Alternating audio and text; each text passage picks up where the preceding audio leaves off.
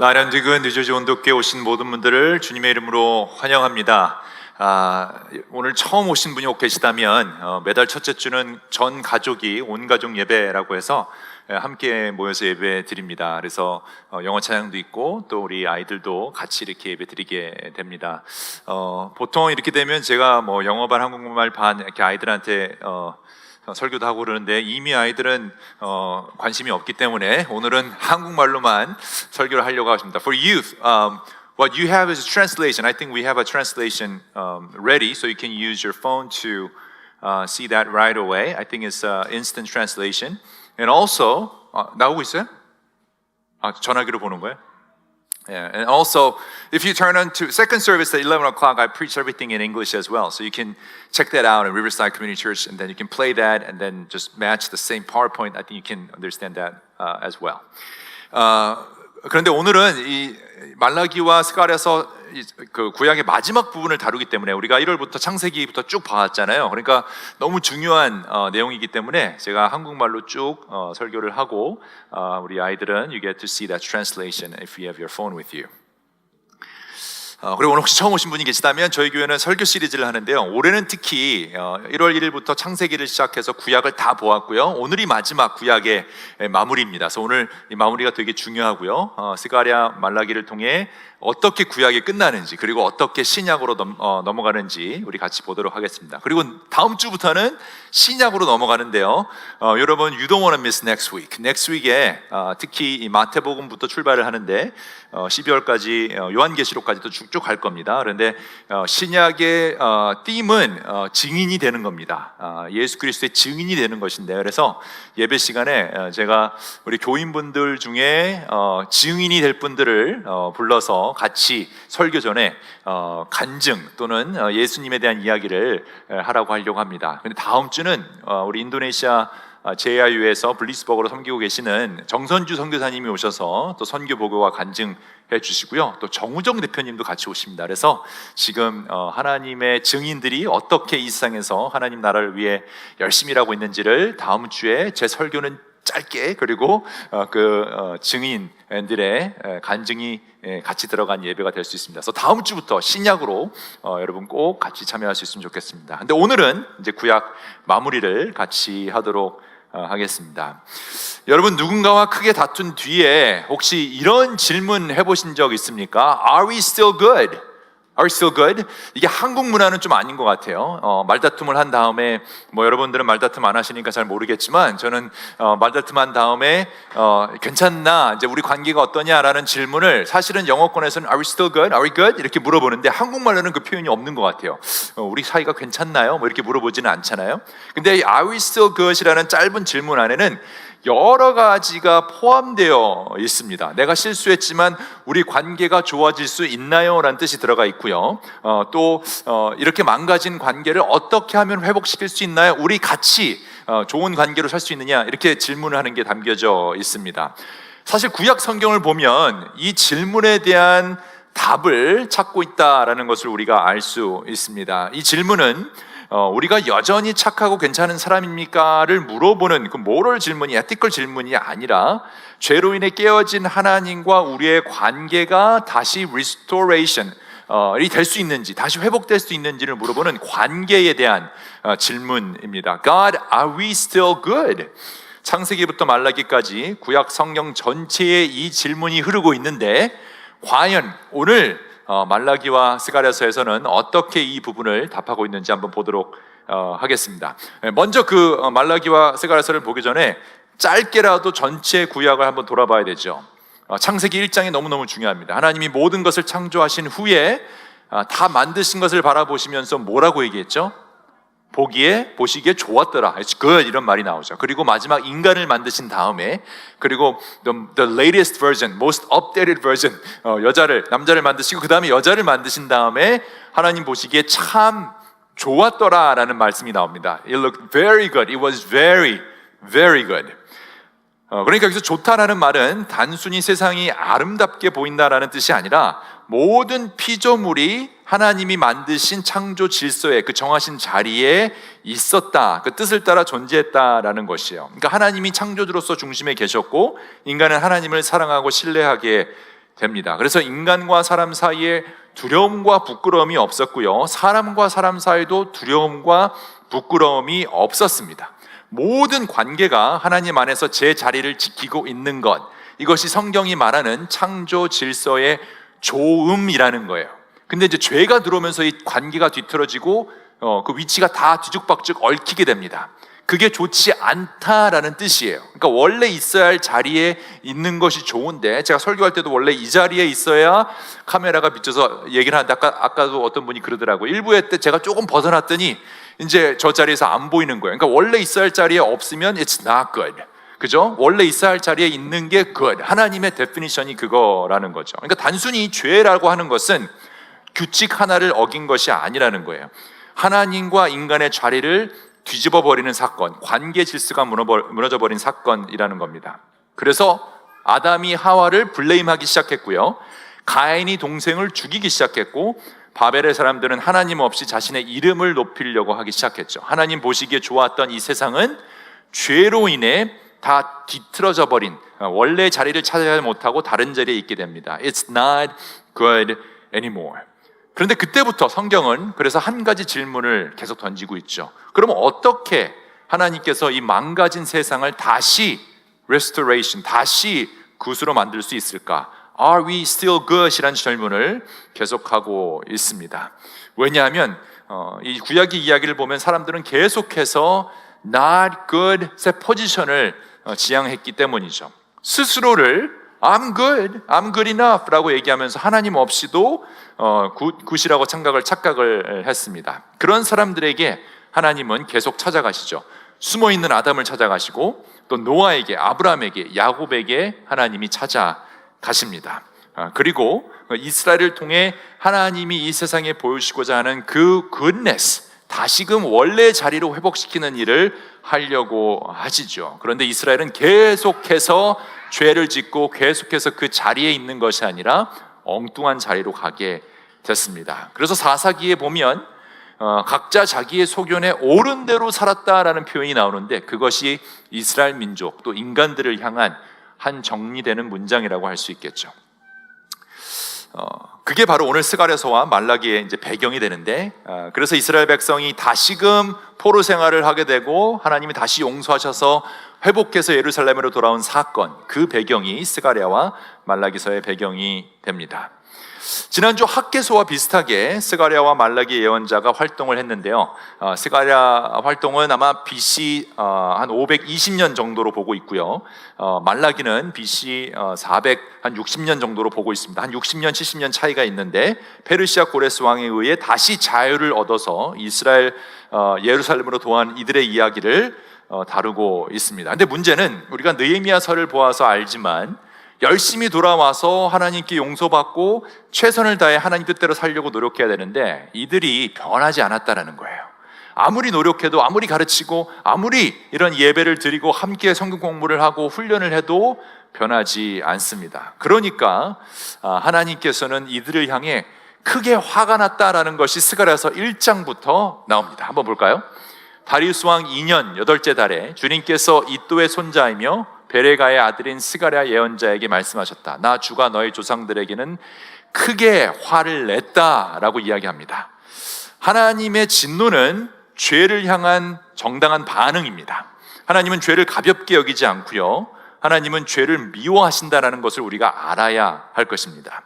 그런데 하나님은 진노 중에라도 회복의 문을 닫지 않는데, 그래서 바로 내가 조상들에게 진노했다라고 말을 하면서도 그 다음 구절에서 뭐라고 하냐면, 그러므로 너희는 백성에게 알려라. 만군의 주가 말한다. 너희는 나에게로 돌아오라 라고 하면서, 이 돌아오라는 말은 구약 내내 하나님이 하셨던 말씀이죠. 그런데 그 다음에 나도 너희에게 돌아간다 라고 이야기합니다. 이거 굉장한 메시지입니다. 단순히 돌아오라 라고만 얘기하는 게 아니라 나도 너희에게 갈 테니 라는 말을 선포하고, 너희가 먼저 모든 것을 완벽하게 고친 다음에 돌아오라는 것이 아니라 지금 그대로 돌아올 수 있죠. 그런데 이렇게까지 했는데도 이스라엘 백성은 그 종자가 정말 타락했나 봅니다. 이 정도까지 하나님의 은혜를 경험했으면 하나님 뜻대로 살아가야 하는데, 여러분, 인간들은요 정말 소망이 없습니다. 얼마나 그러니 하나님의 일꾼들이 힘이 들었을까요? 아무리 개혁을 외치고 아무리 회개를 외쳐도 돌아오지 않는 이 백성, 무너진 성전의 재건을 담당했던 수룹바벨 또한 포로에서 풀려나 돌아왔지만 한심하게 주저앉아 있는 이스라엘을 바라보면서 굉장히 실망했어요. 그러니까 인간의 힘으로 안 되는 거예요. 인간의 계획으로 안 되는 거예요. 내 마음대로 안 되는 거예요. 자식들 내 마음대로 안 되잖아요. 약간 그런 거예요. 하나님이 일부러 여러분들하고 배우라고 알려주시는 것 같아요. 내 마음대로 안 돼. 배우자 내 마음대로 되나요? 답하지 마세요. 안 되잖아요. 그런 마음을 느끼게 해주신 거예요. 그래서 하나님이 수룹바벨에게, 또 오늘 여러분과 저에게, 지쳐있는 분들에게 이런 말씀을 주십니다. 이것은 주님께서 수룹바벨을 두고 하신 말씀이다. 힘으로도 되지 않고 권력으로도 되지 않으며 오직 나의 영으로만 될 것이다. 만군의 주 하나님께서 말씀하신 유명한 말씀이죠. 영어로 보면 Not by might, not by power, but by the Spirit of the Lord. 이 말씀이 너무너무 중요해요. 우리 같이 한번 영어로 읽어볼까요? Youth, kids, can you read this all together? Ready? Begin. Not by might, not by power, but by the Spirit of the Lord. 우리의 힘과 우리의 능력과 우리의 계획으로는 안 된다는 거예요. 사람이 안 바뀐다라는 거예요. 하나님의 영이 임할 때 바뀔 수 있다라는 거죠. 오늘날의 교회를 보면 참 실망스러울 때가 많이 있습니다. 생각만큼 교회가 교회다운 역할을 못하고 있는 것 같아요. 아무리 노력하고 훈련하고 애를 써도 변하지 않는 사람들 때문에 교회가 성장하지 않고 공동체가 변하지 않는 것처럼 보여요. 그러니까 그렇게 애쓰는 하나님의 일꾼들이 실망을 할 수밖에 없는데, 실망할 필요가 없다는 거예요. 왜냐하면 it's not by might, not by power, but by the Spirit of the Lord. 예로부터 인간의 능력과 인간의 계획으로는 이것을 이룰 수가 없었다라는 것입니다. 오직 하나님의 영이 임하는 그분을 통해서 이룰 수 있는데, 그래서 스가랴서 4장에서는 이렇게 선포합니다. 도성 시온아 크게 기뻐하라. 도성 예루살렘아 환상을 울려라. 너의 왕이 너에게로 오신다. 그는 공의로우신 왕이고 구원을 베푸시는 왕이다. 그는 온순하셔서 나귀, 곧 나귀 새끼인 어린 나귀를 타고 오신다. 어린 나귀를 타고 오신 그분, 여러분 누구신지 아시죠? 신약에서 증거하고 있는 그분을 기다려야 한다라고 선포하고 있는 것입니다. 폭력과 힘으로 이 세상을 정복하지 않고 겸손과 희생으로 백성을 구원하실 그 왕, Not by might, not by power, but by the Spirit of the Lord. 그분이 이스라엘을 구원하시고 온 세상을 구원하신다. 그러니까 하나님은 화가 나셨다라는 것으로 시작한 스가랴서는 메시아를 기다려라라는 내용으로 끝을 맺습니다. 그런데 신기하게도요, 그 다음 스가랴 다음에 나오는 말라기는 전혀 다른 문장으로 시작하는데, 스가랴에서는 하나님이 분노하셨다라고 시작했다면 말라기에서는 이 말씀으로 시작을 합니다. 다음은 주님께서 말라기를 시켜서 이스라엘 백성에게 경고하신 말씀이다. 나는 너희를 사랑한다. 나는 너희를 사랑한다. 말라기에서 하나님의 첫 말씀은 책망이 아니라, 왜 또 실패했느냐가 아니라, 왜 아직 변하지 않느냐, 내가 너를 사랑했다라는 고백이에요. 성경이 정말 재미있죠. 마지막 구약의 두 책이, 하나는 나는 분노했다라고 시작하는데 그 다음 책은 나는 사랑했다라는 말씀을 합니다. 이게 굉장히 중요한 게, 하나님은 이 죄에 대해서는 분노하시는 분이시지만 죄인에 대해서는 사랑하시는 분이라는 것을 보여주고 있죠. 우리가 그 말을 기억하잖아요. 우리가 죄는 미워하되 죄인은 미워하면 안 된다, 이런 말 여러분 들어보셨죠? We hate the sin, but we don't hate the sinners. 조금 더 깊이 들어가자면 죄를 분노해야 되고, 죄에 대해서는 우리가 분노해야 되고, 죄인에 대해서는 우리가 사랑해야 한다라는 거죠. 죄인을 향한 하나님의 마음이 사랑이기 때문입니다. God loves you. 이 한마디의 말이 여러분 마음속에 깊이 파고 들어갈 수 있으면 좋겠어요. 하나님 여러분을 사랑하신답니다. 여러분 믿으십니까? 옆을 바라보면서 얘기하면 좋겠어요. 하나님 나를 사랑하신대, 이렇게 얘기하세요. 하나님이 나를, God loves me. God loves me. 하나님 나를 사랑하신다. 그러므로 너도 나 사랑해야 된다. 얼굴 똑바로 바라보시면서 얘기하세요. You have to love me too. God loves me. You have to love me too. 이렇게까지 말도 안 되게 하나님께 반항한 이스라엘 백성을 사랑하신다면, 여러분이 무슨 짓을 하고 어떤 죄를 지고 지금 어느 상황에 있던 상관없이 하나님이 사랑하신다는 사실을 믿으시길 바랍니다.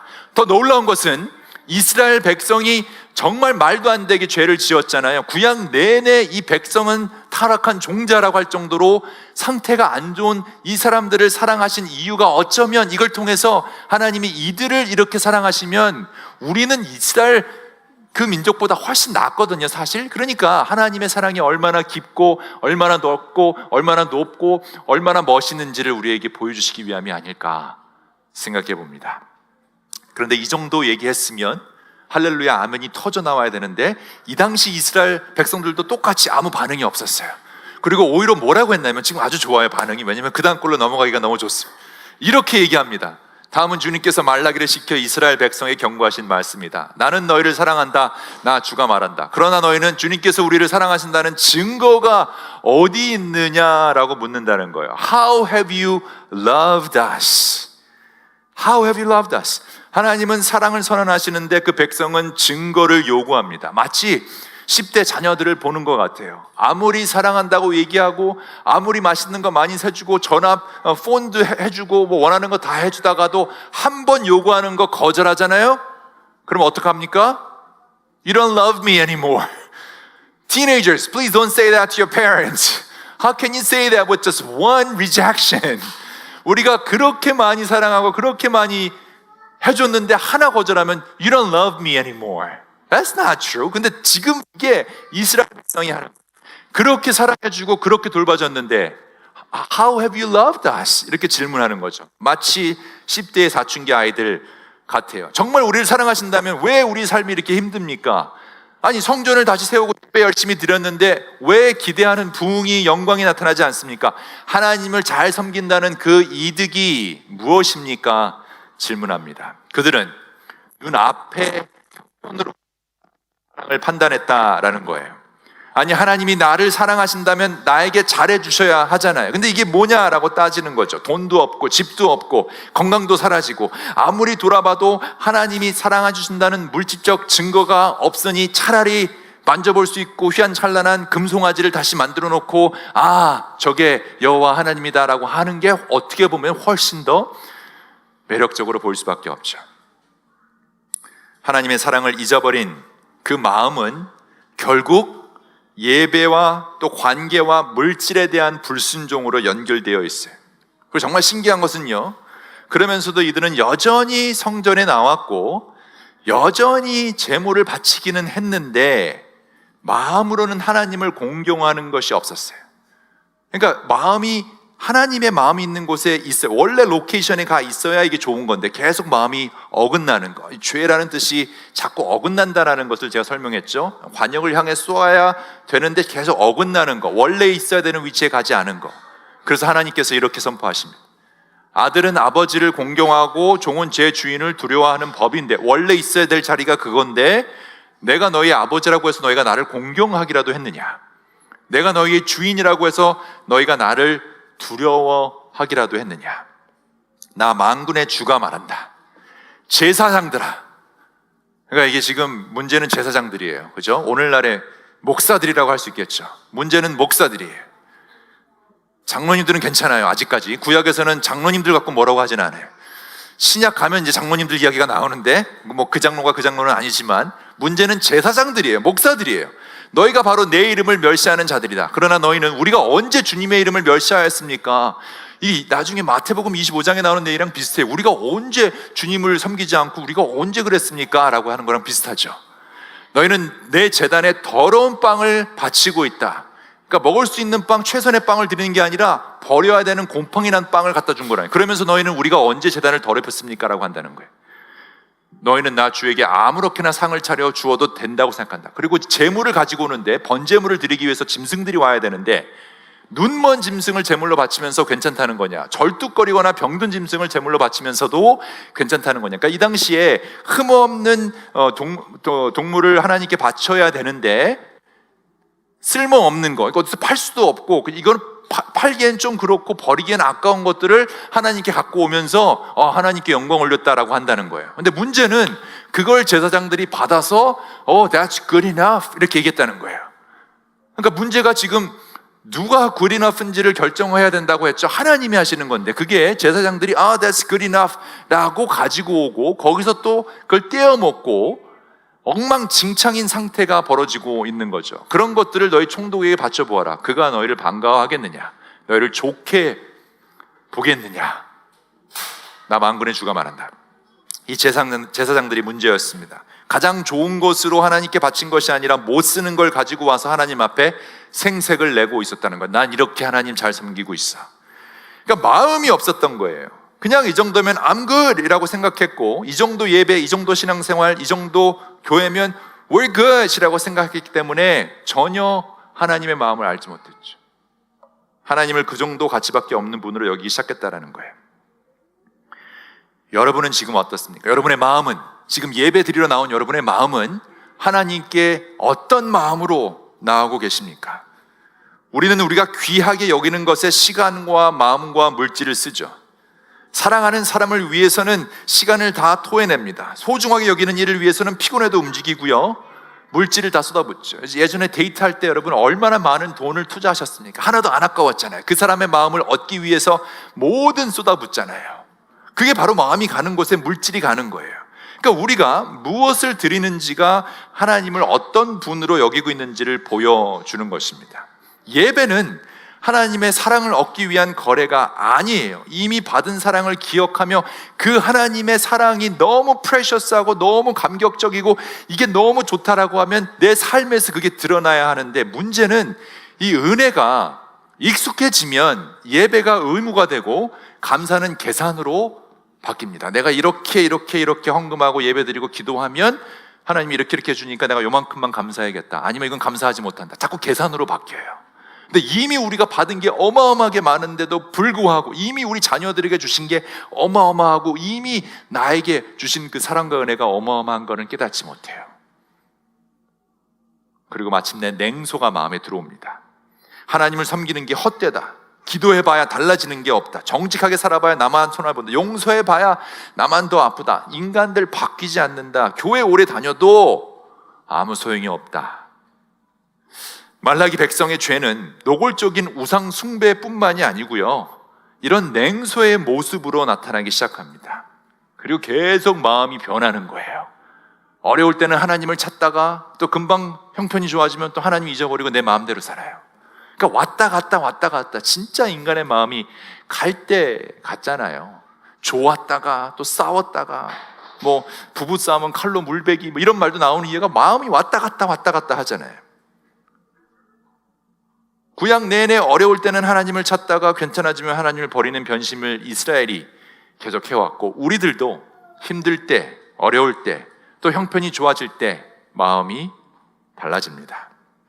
그런데 구약 맨 마지막 책인 말라기에서 끝까지 변심하는 인간 말종들에게 하나님은 사랑하신다라는 고백과 함께 너희들은 그렇게 변해도 나는 변하지 않는다라는 말씀을 있는 그대로 이렇게 말씀하세요. 나 주는 변하지 않는다. 나 주는 변하지 않는다. 그리고 그 다음 말씀을 보면, 그러므로 너 야곱의 자손아, 야곱이 이스라엘로 바뀐 이름이잖아요. 그러니까 이스라엘로 바뀌게 되죠. 그러니까 그 이스라엘아, 내가 너희에게 한 그 약속, 너희는 멸망하지 않는다 라고 말씀합니다. 누구든지 그 이름을 믿으면 멸망치 않고 영생을 얻게 하려 하심이라에 지금 밑밥이 깔리고 있는 거예요. 하나님께서는 변하지 않는 사랑과 성품을 따라 언약을 맺으셨고 그 약속을 끝까지 신실하게 지키시는 분이라는 것, 이것이 구약을 마무리하는, 장식하는 하나님의 말씀입니다. 우리는 쉽게 변해요. 결심도 변하고 열정도 변하고 사랑도 흔들려요. 상처받으면 그 사람 포기하고, 손해보면 약속을 바꾸기도 합니다. 그래서 세상 책들을 보면 그런 사람 상대하지 말고 이 짧은 인생 네 마음 가는 대로 살라라고 이야기하죠. 그게 세상의 가르침이에요. 근데 여러분, 우리는 우리 마음대로 가는 대로 살 수가 없어요. 우리 마음을 믿을 수가 없기 때문이에요. 무릇 지킬 만한 것보다 마음을 지키라는 그 말씀이 너무나 명확한 게, 여러분 아무리 내가 굳은 의지를 가지고 있어도 기분 조금 상하면 얼굴색이 변하는 게 우리잖아요. 마음이 너무 약해요. 우리는 분위기 따라 움직여요. 가만히 있다가 슬픈 드라마 보면 눈물 나는 게 우리잖아요. 그러다가 또 기쁜 일 있으면 기뻐하고, 어려운 일 있어서, 장래가 있어서, 슬픈 일 있어서 슬퍼하다가도 그냥 며칠만 지나면 언제 그랬냐는 듯이 또 우리는 바로 마음이 바뀝니다. 그런데 구약 마지막 순간에 하나님은 대놓고 여러분과 우리에게 선포하십니다. 나는 변하지 않는다. 나는 변하지 않는다. 이 뜻은 우리가 살아있는 이유, 이렇게 살고 있는 이유는 우리가 잘해서가 아니라, 내 마음을 잘 지켜서가 아니라, 우리는 변할지 몰라도 하나님은 변하지 않기 때문에, 그 변하지 않는 사랑으로 우리를 지켜주시기 때문에 우리가 이렇게 사랑할 수 있다라는 것입니다. 변치 않는 사랑으로 우리를 사랑해 주시는 하나님께로 우리는 돌아가야 할 것입니다. 근데 어떻게 돌아가야 할까요? 이렇게까지 말하면 좀 깨닫고 이스라엘 백성이 아멘하고 하나님 가겠습니다라고 해야 되는데, 반응이 예나 지금이나 비슷합니다. 그 다음 이스라엘 백성이요, 이런 질문을 해요.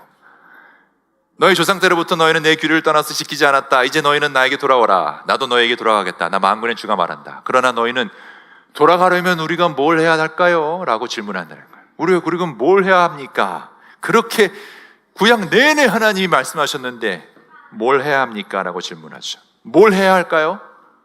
여전히 은혜로우신 하나님, 변하시지 않는 하나님께 돌아가려는 행동이 무엇이어야 할까? 기도회를 많이 해야 할까요? 부흥 집회를 많이 해야 할까요? 전도 집회를 우리가 해야 될까요? 그거 다 중요하죠. 그런데 구약의 마지막 문서에서 하나님이 너희가 나에게 돌아오려는 방법이 무엇이냐라고 하신 그 부분에서 이렇게 얘기하시는데, 여러분 잘 들으세요. 사람이 하나님의 것을 훔치면 되겠느냐? 하나님 거 훔치지 말라는 거죠. 근데 그게 무슨 뜻일까요? 그런데 너희는 나의 것을 훔치고서도 우리가 주님의 무엇을 훔쳤습니까? 하고 되묻는구나. 11조와 헌물이 바로 그것이 아니냐. 너희 온 백성이 나의 것을 훔치니 너희 모두가 저주를 받는다. 자, 여러분 잘 집중해서 들으셔야 됩니다. 지금 상황이 하나님 것을 훔쳤다. 뭘 훔쳤을까? 11조와 헌물이다. 근데 온 우주, 온 세상을 창조하신 하나님, 모든 게 하나님 거 아니에요? 그러니까 11조와 그럼 헌물이 무엇인지를 우리가 자세히 들여다봐야 되는데, 그 다음 구절에 보면 그 유명한 11조에 대한 말씀이 나옵니다. 너희는 온전한 11조를 창고에 들여놓아 내 집에 먹을 거리가 넉넉하게 하여라. 11조 설교하는 거 아니에요. 11조 얘기 아닙니다. 창고를 들여놓는, 하나님 집에 먹거리를 들여놓는 걸 이야기하는 거예요. 근데 그 먹거리를 들여놓는 거에 그 당시의 시스템은 11조였어요. 그게 무슨 얘기인가 하면, 이렇게 바치는 일로 나를 시험하여 내가 하늘 문을 열고 너희가 쌓을 곳을 없도록 복을 붓지 않나 보아라. 나 만군의 말. 그러니까 하나님이 테스트해보라 그러는데, 이게 뭘 테스트해보냐면, 하나님 성전에 그 곳간을 채워 넣는 것, 먹을 걸로 가득 채워 넣는 것, 그걸 누가 먹었는가 하면, 이것은 당시 성전을 관리하고 하나님께 제사를 드려야 했던 레위 지파의 생계를 책임지고, 동시에 고아와 과부, 즉 사회적 약자들을 먹여 살리는 창고를 의미했습니다. 그러니까 말라기에서 나오는 11조와 헌물은 예배를 유지하고 성전 사역을 담당하는 사람을 돌보며 공동체 안에서 연약한 사람들을 보호하는 일과 연결되어 있었는데, 온전한 11조가 들어오지 않고 그 창고가 가득 차지 않자 제사장들이 자기 먹거리만 챙기기 시작했고, 그러다 보니까 고아와 과부와 가난한 사람들이 먹어야 할 양식이 없어졌던 거예요. 그러니까 하나님이 제사장들아 너희가 내 것을 훔쳤다라고 얘기하는 거예요. 그 곳간은 당연히 레위인들도 먹어야 되지만, 가난한 사람들, 소외된 사람들, 고아와 과부, 원래 있어야 할 자리, 원래 보호받아야 될 사람이 있지 않는 곳, 그래서 그게 더 이상 낫굿이 돼버린 그 사람들이 먹어야 할 것까지 없어졌다라는 거예요. 그러니까 온전한 11조를 통해 하나님의 곳간을 채워 넣는 것, 그래서 고아와 과부와 가난한 사람들이 먹을 수 있게 도와주는 것을 하면 복을 부어주시겠다라고 하는 말씀이 바로 온전한 11조에 대한 말씀입니다. 이거는 11조 헌금을 내야 하느냐 마느냐 율법적인 계산이 아니에요. 예전에도 제가 이런 얘기를 했더니 저 목사는 11조 하지 말라 그랬다, 이렇게. 그 얘기가 아니에요. 이게 11조를 하던 12조를 하던 100%를 내던 상관없이 중요한 포인트는 하나님의 곳간을 채워 넣는 것, 즉 예배가 유지되고 고아와 과부와 가난한 사람들이 먹을 수 있게끔 우리 공동체가 세워지는 그 일에, 그 하나님 마음에 우리의 마음을 일치시키는 것, 이것을 해보라는 거예요. 우리의 마음이 하나님의 마음과 같아질 때 어떤 일이 일어나는지를 경험해 보라는 거예요. 물론 성경은 불신으로 하나님을 시험하는 일을 금합니다. 하나님께 표적을 요구하면서 그분을 조종하려고 해서는 안 돼. 내가 이만큼 주면 하나님 이만큼 주겠지. 이건 조종하는 거잖아요. 그 뜻이 아니라는 거예요. 하나님이 직접 언약의 순종 안에서 자신의 신실하심을 경험해 보라라고 하는 거예요. 왜냐하면 사람들은 하나님의 곳간보다 자기 곳간 채우는 일에 더 정신이 팔려져 있어요. 하나님을 신뢰한다고는 하지만 실제로는 모든 것을 움켜쥐고 하나님 신뢰하지 않아요. 그러면서 하나님 내 손을 잡아주세요 라고 얘기한단 말이에요. 하나님 손을 잡기 위해서는 내가 이걸 렛고 할 수 있어야 되는데 그걸 배우지 않고 어떻게 하나님의 손을 쥐겠냐는 거예요. 우리는 하나님을 경험하고 싶다라고는 하는데 내가 희생하면서까지 내 재물을 포기하면서까지 그 위험 부담을 안고 하고 싶어 하진 않아요. 여러분 그렇지 않아요? 물 위를 걸어보고 싶다라는 마음이 있어요. 하나님 경험해서 내가 베드로처럼 물 위를 걸어보고 싶다. 그래서 예수님이 내려오라 걸어라 라고 하는데 지금 내가 새로 산 그 신발이 젖을까 봐 못 나가는 거예요. 그만한 값어치가 없다라고 생각하는 거예요. 아니 여러분, 그 신발과 물 위를 걷는 걸 어떻게 비교할 수 있겠습니까? 그런데 그 신발이 젖지 않으면, 적어도 젖을 수 있는 위험에 뛰어들지 않으면 하나님을 제대로 경험할 수 없다는 거예요. 가보지 않으면 알 수 없어요. 먹어보지 않으면 맛을 알 수가 없어요. 하나님께 뛰어들지 않으면, 완전히 놔보지 않으면 그 체험을 경험할 수 없다라는 것입니다. 신앙이란 나와 하나님 사이의 개인적인 감정으로 끝나는 것이 아닙니다. 하나님을 신뢰하는 사람은 내 시간과 재능과 물질을 통해 공동체를 세워가는 것. 내 가정만 세우는 게 아니고, 가정 제일 중요하고요. 근데 우리 공동체가 같이 살 수 있는 방법을 생각하는 것입니다. 어려운 이웃을 돌보는 일, 복음이 필요한 곳을 위해 기꺼이 나누는 일을 해볼 때, 내가 렛고 할 때 그 손에 하나님이 뭘 채워주시는지를 경험해 보시는 여러분 되시기를 우리 주 예수 그리스도의 이름으로 축원합니다. 말씀 마치도록 하겠습니다. 마지막 말라기 4장, 진짜 구약의 진짜 마지막 장이죠. 거기서는 하나님께서 장차 임할 주님의 날로 마무리를 짓습니다. 스가랴서처럼 그 어린 나귀를 타고 오실 그 왕을 기다려라 했던 그 말씀이 다시 반복이 되는데요, 마지막 심판의 날, 하나님의 날은 하나님의 사랑은 죄를 괜찮다고 하지 않고 분명히 심판하신다라는 말씀이 나옵니다. 그리고 두 가지 명령으로 우리에게 일깨워 주는데, 하나는 모세에게 명령한 율법과 법도를 기억하라 라는 말씀이고, 또 하나는 보라, 여호와의 크고 두려운 날이 이르기 전에 내가 선지자 엘리야를 너희에게 보내리니 그가 아버지의 마음을 자녀에게로 돌이키게 하고 원래 있어야 될 자리로 가게 하고 자녀들의 마음도 그들의 아버지에게로 돌이키게 하겠다. 하나님께로 돌아가게 한다라는 거예요. 원래 창조 질서가 맞게 된다라는 거예요. 지금은 엉망진창으로 자녀가 부모를 욕하고 부모가 자녀를 죽이고 이런 일들이 일어났어요. 왜 가나안 그 백성들을 하나님이 멸하셨냐면 그들이요 자녀들을 불살라 바치는 그런 제사를 드렸어요. 그러니까 엉망진창이 된 인간 사회에 원래대로 돌이키겠다, 원래 자리로 가겠다라고 선포하십니다. 돌이키지 아니하면 두렵건대 내가 가서 저주로 그 땅을 칠까 하노라. 이렇게 끝납니다.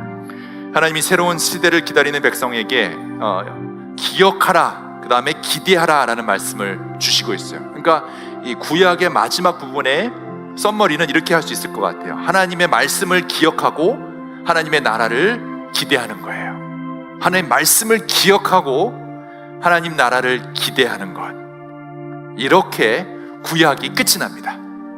그리고 400년 동안 침묵기가 와요. 말라기 후에 400년 동안 하나님 말씀이 전혀 나오지 않습니다. 근데 400년이 흐른 어느 날 갑자기 천사가 사가랴라는 제사장에게 나타납니다. 그리고 세례 요한이 태어날 것을 알려주죠. 그렇게 세례 요한은 신약의 엘리야입니다. 그리스도 예수의 길을 선포하며 스가랴가 예언한 나귀를 겸손한 왕의 등장을 선포하게 합니다. 그리고 그 나귀를 타고 등장하신 그분이 오셔서 하신 일이 뭐냐면, 종교 지도자들이, 바리새인들이 not good이라고 평가했던 그 사람들에게 가셔서, 죄인들에게, 세리에게, 병든 사람들에게 가셔서 그 사람들을 터치하고 먹을 것을 주며 그들과 함께 식사를 하심으로 그 사람들이 not good에서 good, 것이 되는 모습을 보여주기 시작하십니다. 그리고 그것의 하이라이트는 십자가에서 우리를 대신하여 달려 죽으심으로 It is finished.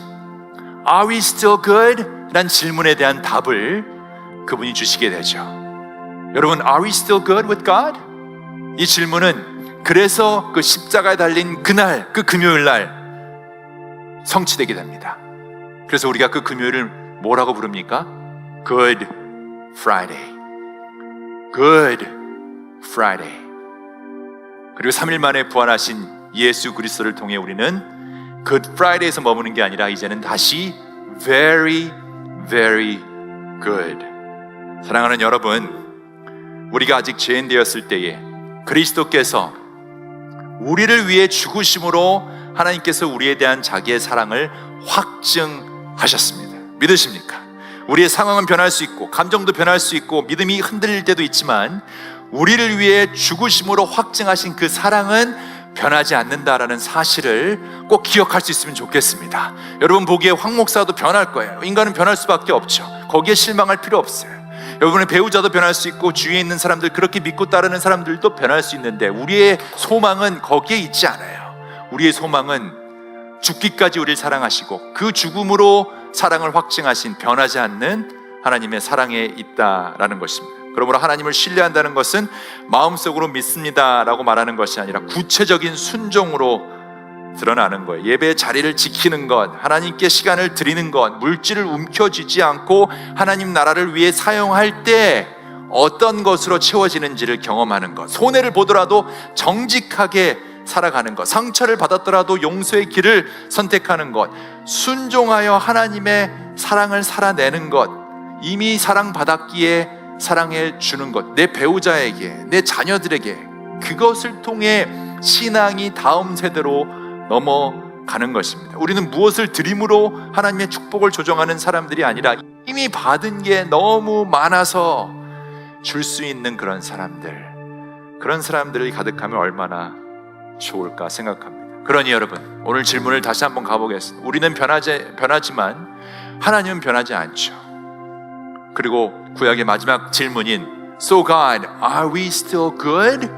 그래서 질문은 거꾸로 읽으면 Good, still we are in God이 될 수 있습니다. 그리고 이 질문에 대한 답은 예수 그리스도를 통해 성취되는데, 그래서 우리가 이 성찬식을 통해 We are still good을 선포하는 거예요. 예수님을 통해 우리는 다시 good, very good 이런 피조물이 되었기 때문입니다.